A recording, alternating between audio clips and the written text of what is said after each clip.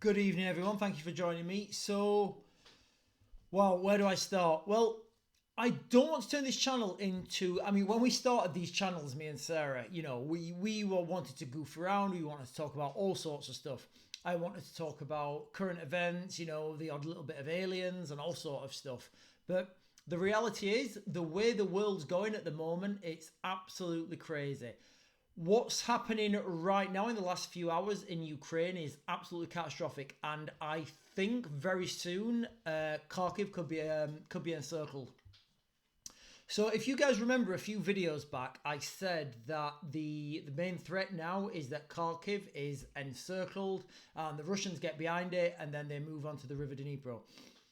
Under no circumstances are there going to be Russian tanks and Russian soldiers in Kharkiv, in the city of Kharkiv.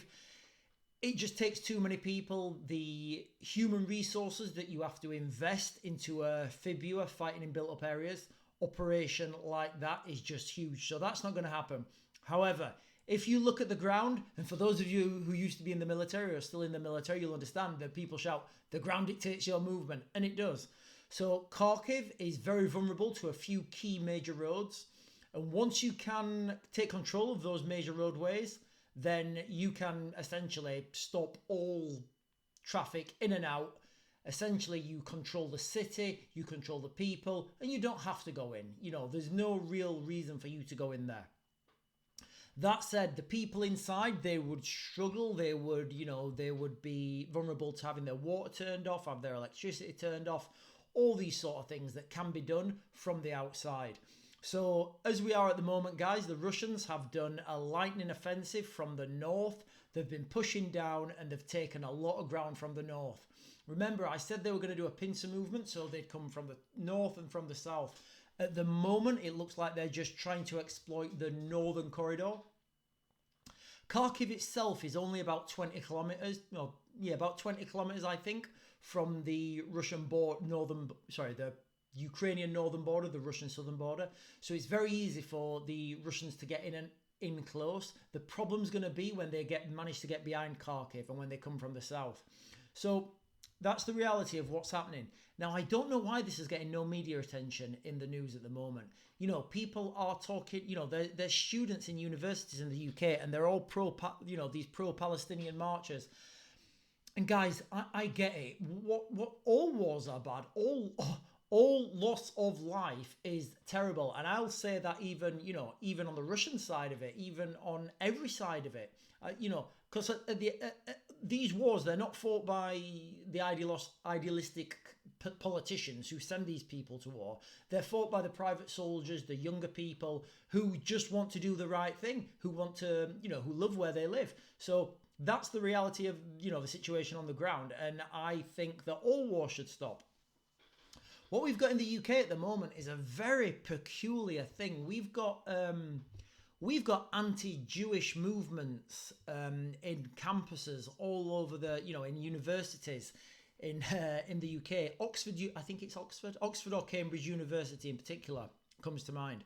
And, you've got Jewish students who are scared to walk around their campus. Now, whatever you think of this conflict, yes, of course, you people have the right to protest, to disagree with things. But when it comes to, intimidating other people, it's just, it's totally wrong.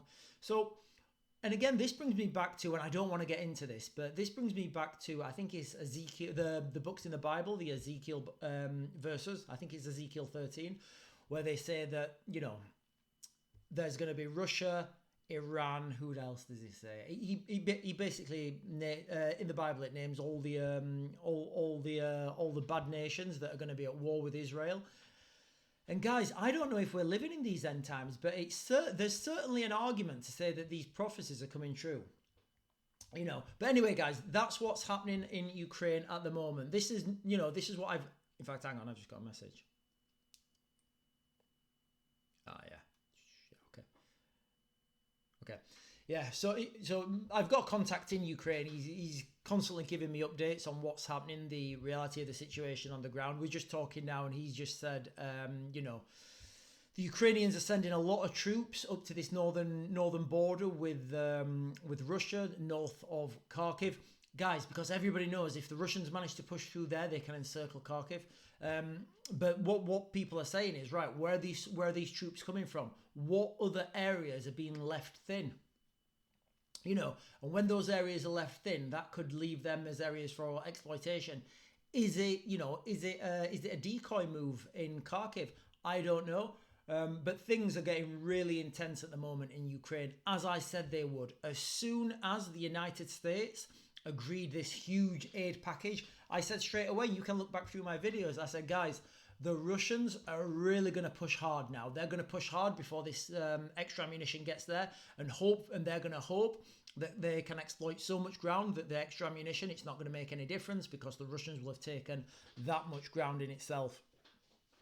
Guys, we are really, we're really in times at the moment where I kind of feel like, especially if you're in a Western country at the moment, like detached from this, and we're just watching it on the news.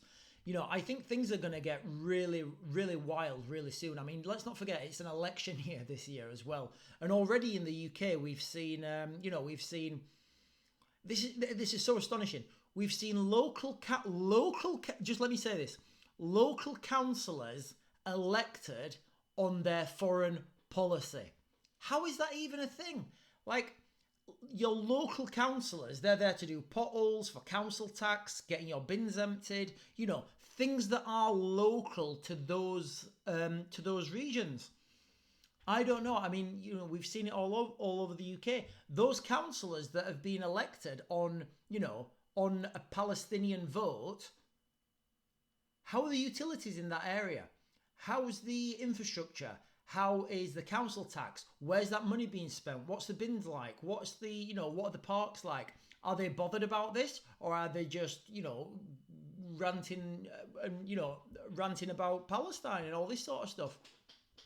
We are living in such strange times, guys. Also, slightly off topic as well, we went to one of our favourite stores early on today. And the price increase is absolutely astonishing. I remember last year we had we'll buy a cheap disposable swimming pool. We'll have it in the garden for 1 year, and then because they usually get wrecked. And if you're in the UK, the UK is not one of those places where you can have a swimming pool and it be justifiable. So you can buy like a cheap swimming pool and then just paddling pool, use it for the summer, get rid of it, and then, they're disposable items. But the swimming pools now, the ones the similar size that we used to buy, they've like almost doubled in price. Now that can only be as a result from what's happening in the Red Sea and the shipping costs. And the normally this time of year, there's people, they're flying off the shelves. But we went in and we looked at the shelves and we were like, wow, that is ridiculously expensive. I was just like, I can't justify paying that when it was like half this time last year. But don't worry, guys, inflation is not a real thing. The prices are not going up. But yeah, that's what's happening at the moment, guys. So I appreciate it's Friday, and I thank you guys for being here with me. If you're going out, be careful. If you're not, don't. I remember, somebody asked me why I'm so angry and why I get so bitter about things. And I say to them, guys, I spent all my 20s in the Middle East. I spent the best part of my 30s in Eastern Europe. So I do, I've missed, so many bank holiday weekends when you see all your friends on social media. I was stuck in the desert. Then I was seeing all my friends on social media. I was stuck out in Eastern Europe doing crazy things. But guys, don't worry. I did that for you guys, so you guys don't have to, so I can tell you what the truth is, what's really happening in these places. Guys, don't forget to like, follow, and subscribe, and I will see you guys tomorrow. Thank you.